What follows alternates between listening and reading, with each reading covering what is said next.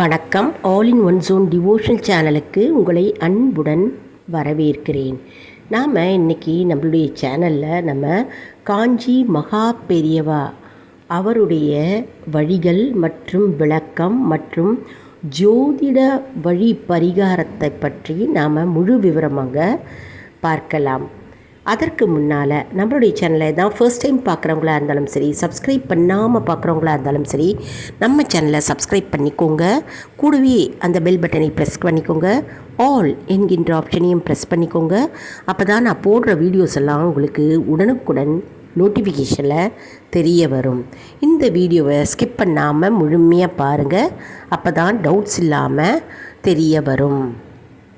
இப்போது நாம் ஒரு சிறு கதையை பற்றி பார்க்கலாம். அதாவது காஞ்சி மகா பெரியவாளின் சீடர் ஒருவர் கூறுகிறார், ஒரு நாளைக்கு சீடர் அவருடைய சித்தப்பாவுடன் ஸ்ரீபெரும்புதூரில் ஒரு ஆன்மீக கூட்டம் நடந்து கொண்டிருந்ததாம். அந்த ஆன்மீக கூட்டத்தில் காஞ்சி மகா பெரியவா இருந்தாராம். அப்பொழுது காஞ்சி மகா பெரியவாளை அறியாத நாட்களாக இருந்தார் இந்த சீடர். இந்த சீடருக்கு ஒரு 8 வயது இருக்குமோ. அப்பொழுது அவர் நினைத்து கொண்டிருந்தாராம், அதாவது தாத்தா என்று நினைத்தாராம். பிறகு அவருடைய கனவில் காஞ்சி மகா பெரியவா தோன்றினாராம். பிறகு சிறிது காலம் கழித்து அவருக்கு நல்ல ஒரு வேலை கிடைத்ததாம். அதாவது காஞ்சி மகா பெரியவா ஆசீர்வாதத்துடன் அந்த காஞ்சி மகா பெரியவா நிறுவனத்தினிலே அவருக்கு ஒரு நல்ல வேலை கிடைத்ததாம். பின்னர் அவர் உணர்ந்தாராம், அதாவது காஞ்சி மகா பெரியவாளுடன் ஆசீர்வாதத்தின்படி தான் நமக்கு இந்த வேலை கிடைத்தது என்று அவர் உணர்ந்தாராம். மேலும் அவர் கூறுகையில் பல பக்தர்களும் சீடர்களும் அவர்களுடைய வாழ்க்கையில் ஏற்பட்ட அதிசயங்களையும் அற்புதத்தையும் பற்றி அவர்கள் கூறும்பொழுது இந்த சீடருக்கு மெய் சிலிர்த்ததாம். அதில் சிறு பகுதியாக நாம் இன்னைக்கு பார்க்கலாம். அதாவது அவருடைய பக்தர்களுக்கும் சீடர்களுக்கும் மகா பெரியவா கூறிய எளிமையான பரிகாரத்தை பற்றியும் ஜோதிட ரீதியாக கூறும் பரிகாரத்தை பற்றியும் நாம் இன்னைக்கு பார்க்கலாம். மேலும் இந்த சீடர் கூறுகையில் காஞ்சி மகா பெரியவா குருவாகவும் மருத்துவராகவும் மற்றும் ஜோதிட பரிகாரங்களை கூறி மக்களின் குறை தீர்த்து அவர் கருணை காட்டினாராம். மக்களுடைய ஜாதகத்தை பார்க்காமலே அவர் தீர்வு கூறினாராம். இதில் மகா பெரியவா கூறும் சில பரிகாரம் ஜோதிடத்தோடு ஒத்துப்போகின்றன. அதிலிருக்கும் சிலவற்றை நாம் இன்னைக்கு பார்க்கலாம்.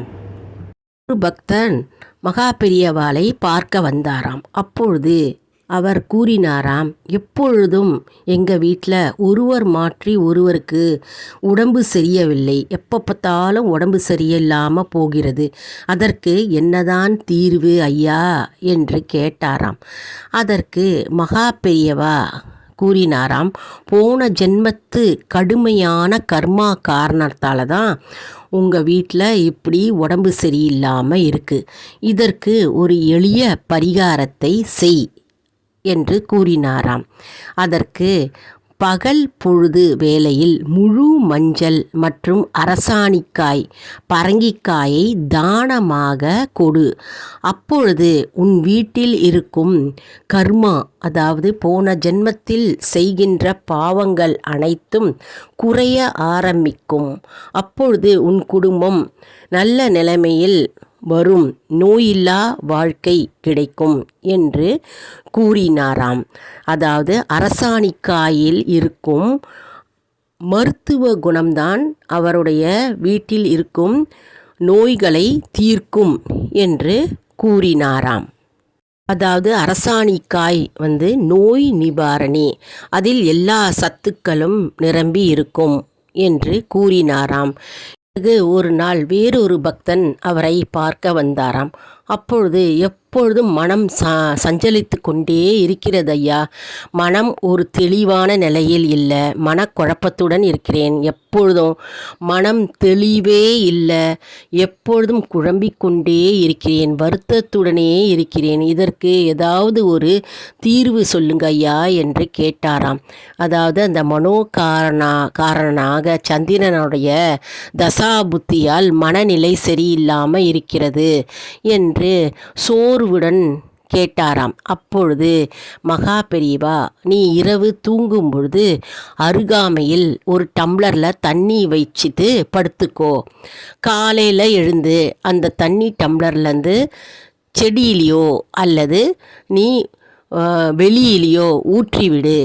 அப்பொழுது உனக்கு மனம் தெளிவாக விடும் மற்றும் உன்னுடைய மன சிந்தனை நேர்மறையான சக்திகள் உண்டாகும் என்று கூறினாராம். அதாவது இரவு முழுதும் அந்த தண்ணியை தலைமாட்டுங்கீழே வைத்து படுக்கும் பொழுது அந்த சந்திரனுடைய அனைத்து கதிர்களும் அதில் விழுந்துவிடும் மற்றும் உன்னுடைய மனவியாதி தோஷங்கள்லேருந்து நீ விடுபடுவ என்று அவர் கூறினாராம். பெரியவாளுக்கு தெரியும், ஜாதகப்படி ஏற்படுகின்ற தோஷத்திற்கு உணவே மருந்து, ஜபமே மருந்து என்று தெரியும். ஒரு முறை பெரியவாளுக்கு மிகுந்த காய்ச்சல் ஏற்பட்டதாம். அப்பொழுது அவருடைய சீடனான மருத்துவரை காஞ்சிபுரத்திலிருந்து அழைத்து வர சொன்னாராம். அப்பொழுது அந்த மருத்துவர் சீடர் அவரை வந்து பார்க்கையில் அவருடைய வேலையை தொடங்க ஆரம்பித்தாராம். அப்பொழுது மகா பெரியவா, உன்னை தான் வர சொன்னேனே தவிர நீ எனக்கு மருந்து தர வேண்டாம் என்று கூறினாராம். அப்பொழுது வியப்படைந்த மருத்துவர் அப்படியே நின்று பார்த்து கொண்டிருந்தாராம். பிறகு மகா பெரியவா, நான் போய் குளித்து விட்டு வருகிறேன் என்று கூறினாராம். பிறகு மகா பெரியவா குளித்து விட்டு வந்தவுடன் என்னை இப்பொழுது சோதித்து பார் என்று சொன்னாராம். அப்பொழுது அந்த மருத்துவர் அவரை சோதிக்கும் பொழுது அவருடைய காய்ச்சல் அதிகமாக இருந்ததாம். மிகுந்த சூடாக கொதிப்புடன் இருந்ததாம். பிறகு மகா பெரியவா அவரிடம் கூறினாராம், இப்பொழுது நாம் 2 பேரும் சேர்ந்து விஷ்ணு சகசரநாமத்தை ஜபம் செய்வோமா என்று கேட்டாராம். அதற்கு மருத்துவர், சரி, நம்ம 2 பேரும் விஷ்ணு சகசரநாமத்தை ஜபம் செய்யலாம் என்று கூறினாராம். பிறகு 2 பேரும் விஷ்ணு சகசரநாமத்தை ஜபம் செய்தவாறு இருந்தராம். ஜபம் முடிந்த பிறகு என்னை மறுபடியும் சோதித்து பார் என்று சொன்னாராம். அப்பொழுது மருத்துவர் அவரை சோதிக்கும் பொழுது அவர் உடல்நிலை நார்மலாக இருந்ததாம். காய்ச்சல் இல்லை, எந்த ஒரு சூடும் இல்லாமல் நார்மல் டெம்பரேச்சராக இருந்ததாம். என்ன ஒரு ஆச்சரியம் பாருங்கோ. எல்லாருக்கும், அதாவது செல்வ செழிப்பு இல்லாதவர்கள் மற்றும் உடல் நலை சரியில்லாதவர்களுக்கு மகா பெரியவா விஷ்ணு சகசரநாமத்தையே மருந்தாக மற்றும் இறைவனுடைய ஜபம் செய்யும்படி கூறுவாராம். பிறகு வேறொரு நாள் வேறு பக்தர் வந்து அவரை பார்க்க வந்தாராம்.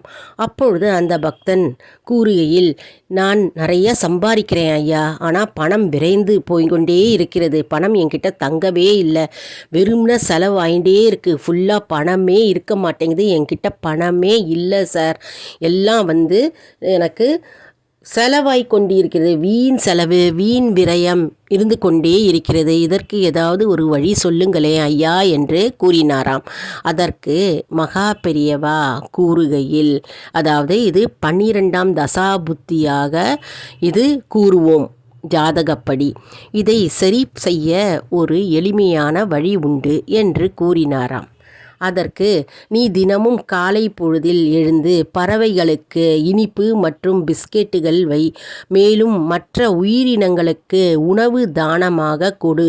அப்பொழுது உனக்கு பண விரயம் ஏற்படாது, வீண் செலவுகள் ஏற்படாது, பணக்கட்டுப்பாடு, அதாவது செலவுகள் கட்டுப்பாடாக இருக்கும், குறையும் மற்றும் செலவுகள் குறையும் என்று அவர் இதை கூறினாராம். பிறகு வேறொரு நாள் இன்னொரு பக்தன் வந்து அவரை பார்க்க வந்தாராம். அப்பொழுது ஜென்ம தோஷத்திலிருந்து போன ஜென்மத்தில் இருக்கும் பாவ கர்மாக்களை நான் எப்படி போக்கிக் கொள்வது ஐயா என்று கேட்டாராம். அதற்கு மகா பெரியவா கூறுகையில், அதாவது 4ஆம் பாவமாக வீடு மற்றும் நிலத்தை தேடி அலைகிறோம், அது புண்ணியம் கிடையாது என்று கூறினார். மேலும் தினமும் நீ சமைக்கும் பொழுது ஒரு பிடி அரிசி எடுத்து வை, அது மேலே ₹1 காயின் எடுத்து வை, அதை நீ கோவிலுக்கு செல்லும் பொழுது பிரசாதமாக செய்து நீ எளியவர்களுக்கு கொடுக்கலாம். மேலும் நீ மற்ற எளியவர்களுக்கு தானமாக அரிசியை கொடுக்கலாம். இப்படி செய்தால் உனக்கு புண்ணியம் கிட்டும். இதுதான் புண்ணிய செயல், இதுதான் புண்ணிய காரியம் என்றாராம். அதாவது தான தர்மமாக அரிசியை தானமாக நீ கொடுக்கலாம். அதுதான் ஒரு கைப்பிடி அரிசி திட்டம் என்றார். அப்பொழுதுதான் உன்னுடைய கர்மா மற்றும் பாவங்கள் குறைய ஆரம்பிக்கும் என்றார். இதன் மூலம் கடன் நீங்கும் மற்றும் மகாலட்சுமி அஷ்ட ஐஸ்வர்யம் உன் வீட்டை வந்து சேரும் என்றார். மேலும் ஒரு பக்தர் அவனை பார்க்க வரும்பொழுது, ஐயா, எனக்கு இரத்த சோகை இருக்கிறது, எனக்கு நடக்க முடியவில்லை, எலும்பு தேய்மானம் இருக்கிறது, இதற்கு நான் என்ன செய்யட்டும் அப்படின்னு கேட்டாராம். அதற்கு மகா பெரியவா, நீ தங்க புஷ்பம் சாப்பிடு என்றாராம். தங்க புஷ்பம் என்றால் மணத்தக்காளி கீரை. மணத்தக்காளி கீரையை நீ சாப்பிட்டால் உனக்கு அதில் கால்சியமும் இருக்கும், இரும்பு சத்தும் இருக்கும். இதுதான் தங்க புஷ்பம் என்று கூறினாராம். மேலும் தாங்க முடியாத முதுகுவலி என்றால் எண்ணெய் தேய்த்து குளிக்க வேண்டும் மற்றும் சீக்காய் தேய்த்து குளிக்க வேண்டும். மிளகு சீரக ரசம் வைத்து பிரண்டை துவையல் சாப்பிட வேண்டும் என்று எளிமையான வைத்திய முறைகளை அவர் கூறினார். மேலும் நோயில்லா வீட்டில் எப்பொழுதும் 3 எண்ணெய் இருக்க வேண்டும் என்றார். அதாவது நல்லெண்ணெய் விளக்கு ஏற்றுவதற்கு மற்றும் விளக்கெண்ணெய், அதாவது உடல் உஷ்ணம் சூடு தணிவதற்கு, மற்றும் வேப்பெண்ணெய் தீப்புண்கள் மற்றும் காயங்கள் ஆறுவதற்காக வேப்பெண்ணெய் இருக்க வேண்டும் என்றார். வேப்பெண்ணெய் என்பது மூட்டு வலி வந்தால் தேய்த்து கொள்வதற்கு. மகா பெரியவா கூறிய சில பரிகாரத்தை பற்றி நம்ம இன்னைக்கு பார்த்தோம். மேலும் பல வழிகள் அவர் கூறியிருக்கிறார். ஆத்ம சுத்தி, சித்த சுத்தி, மூலிகை சுத்தி போன்ற பல வழிகளை அவர் கூறியிருக்கிறார். நேரமின்மை காரணமாக நாம் இன்னைக்கு இதோடு முடித்து கொள்ளலாம். முடிந்தவரை தோஷ நிவர்த்தியாக நாம் இதை கடைபிடிப்போம். ஓம் ஸ்ரீ குருபியோ நமக. ஸ்ரீ காஞ்சி மகா பெரியவா திருவடிகளே சரணம். ஓம் ஸ்ரீ காஞ்சி மகா பெரியவா திருவடிகளே சரணம். ஹரஹர சங்கர ஜெய ஜெய சங்கர, ஹரஹர சங்கர ஜெய ஜெய சங்கர, ஹரஹர சங்கர ஜெய ஜெய சங்கர என்று இந்த பதிவை நான் முடித்து கொள்கிறேன். என்ன அன்பர்களே, இந்த வீடியோ உங்களுக்கு மிகவும் பயனுள்ளதாக இருக்கும் என்று நான் நம்புகிறேன். இதை மற்றவர்களுக்கும் ஷேர் செய்யுங்கள், அவர்களும் பயனடையட்டும். மேலும் ஒரு புதிய பதிவுடன் உங்களை சந்திக்கிறேன். நன்றி, வணக்கம்.